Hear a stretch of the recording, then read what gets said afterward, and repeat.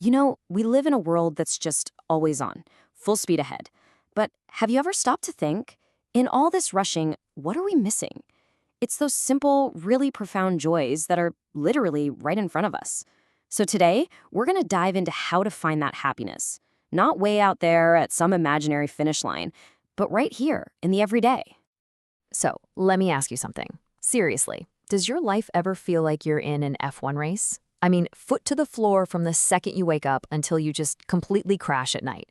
It's relentless, right? And I think that's a feeling a lot of us can relate to. You know the drill. That alarm goes off, and it's like a starting pistol, right? Bang! You're launched out of bed, you're trying to juggle a coffee that is definitely way too hot, and your brain is already 100 miles an hour, running through this insane to-do list. It feels like we're all chasing this huge, glittering trophy way off in the distance, this success Grand Prix. But here's the thing. In that high-speed race, we just fly right past all these little treasures on the side of the road. The Japanese have this absolutely beautiful term for them, shokako. And what it means is a small but certain happiness. It's this tiny, totally reliable little piece of joy you can find anytime. You just have to stop and look for it. Okay, so how do we actually find them?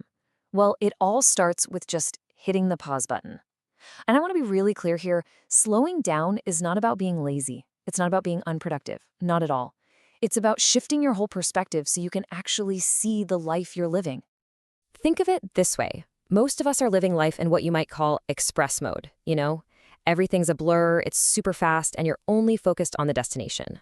The goal here is to switch over to HD appreciation mode. That's where the world snaps into focus and you can start appreciating all the little details in, well, high definition. And you know what? This is the fun part. Once you actually slow down, you start to realize that these little moments of happiness, they've been there the whole time. It's like they're playing a game of hide and seek, just waiting for you to find them in the most obvious places. All right, let's take the morning, for example. Instead of that chaotic scramble, that battle prep for the day, what if you turned it into a charging ritual? I mean, take a literal moment to just feel the sunlight on your face. And then, as you're making your coffee or your tea, just pay attention. Really listen to the sounds, feel the warmth of that mug in your hands. Listen for that gentle sound, that guru, the sound of your coffee brewing. It's so much more than just a noise, isn't it? It can actually be the most healing background music for your whole day. It grounds you right there in the present, and it's something that satisfies your taste buds and your soul. And hey, it doesn't stop there. Think about the afternoon. Instead of that automatic reflex to grab your phone, what if you gave your mind a little soul lie down? Go pick up that book that's been sitting on your shelf, gathering dust. I'm telling you, getting lost in a good story is like a spa day for your brain. Way more refreshing than just scrolling through some endless feed. Now, I know this all sounds really lovely in theory, right? But what does it actually look like in practice? Well, let me introduce you to someone named Lily. Her story is just a perfect example of how this whole philosophy can totally change a life. So Lily, she was what you'd call a classic overtime demon. You know the type. Her phone was constantly buzzing, her calendar was jammed-packed, and her personal god was efficiency. She was just always moving, always planning, always trying to optimize for more speed. And then one day, this massive downpour hits, and she's trapped at home. Her immediate reaction? Pure panic. All those carefully laid plans, her deliveries, her files, that perfectly optimized schedule, poof, gone, completely ruined. In her mind, the entire day was a total write-off. So she's trapped, right? Nowhere to go, nothing to do, and all she could do was listen to the rain, that huala huala sound.